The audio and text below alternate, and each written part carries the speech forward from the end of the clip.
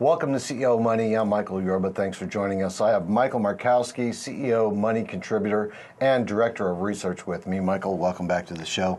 Hey, Mike, it's always great to be with you. All right, what insights do you have for us today? I think you want to talk about fortunes that are going to be made in cryptocurrency, regulated cryptocurrencies, right? It's cryptocurrency infrastructure providers. Big distinction here. Okay. Cryptocurrencies, as you know, Facebook, everybody made a fortune in Bitcoin. Last year was the year, 17, for people to make fortunes in crypto. You could have, the first crypto transaction was with Bitcoin in 2010 in Jacksonville, Florida, and a guy paid like, he used 10,000 Bitcoins to buy 3 pizzas. And where does Bitcoin go to? Well, it went from $900 at the start of 2017 to almost $20,000. It went over Bitcoin. $20,000. Right. I watched it. Yeah. In fact, if you look at this chart here right now, if you look at this chart, you'll see the price volume of Bitcoin over the 10-year period. But what happened is that that's the cryptocurrencies. What I'm talking about is cryptocurrencies infrastructure. That's a completely different, that's a different animal. So let's talk about crypto, what happened with crypto. It was really a Wild West scenario for crypto. It was very similar to any Wild West, any new thing that comes in. Bitcoin was founded in 2009, started becoming liquid in 2010. Nothing really was going on in crypto until really to the start of 2017. So at the end of 2016, the total amount in crypto, aggregate, and all the cryptos, Ether, Bitcoin, all of those, was $18 billion at the end of 2016. By the end of 2017, that erupted and went to $600 billion in 1 year. I've never seen anything like it in my life. If you look at it, here's the chart here. Look at this chart. You can see the chart, just what happened. This is just 1 year. The chart I showed you before was over 10 years with Bitcoin, but this is cryptocurrencies, the aggregate market value. I mean, look at this thing. Oh, yeah. There's nothing, I've never seen anything like this in my 40 years that I've been in the markets, you see that kind of growth.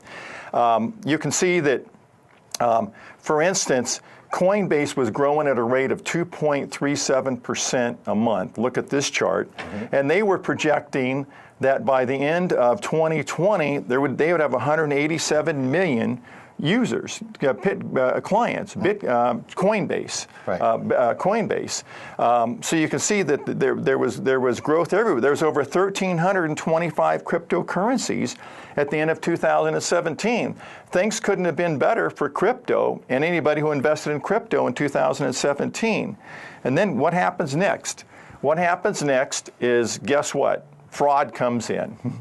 Yep. Okay. Right. Always, that's what the next thing is. The scam started, right? Or they got discovered. They didn't just come in. They finally actually got discovered. The scams start revealing themselves. Right. And the government of Vietnam announced that they were banning all crypto exchanges in Vietnam because their citizens had been defrauded $650 million in early 2018. The SEC came in and charged its first, crypto exchange, and so the SEC all of a sudden got tough, and as a result, it's caused a serious liquidity problem for crypto, because the SEC is out closing exchanges that were not regulated by the SEC, were all of a sudden closing themselves down voluntarily because they don't want to be charged. They don't want to be criminally charged and all that stuff. There's over 200 exchanges in place.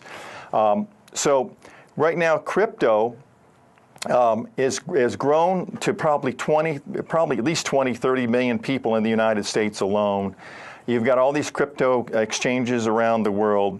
Probably there could be 50, easily 100 million people right now that hold cryptocurrencies.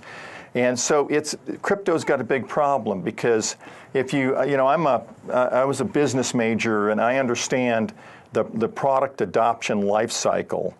And in any product, in the product, there's a curve called the product adoption life cycle curve that any new product or technology must get through.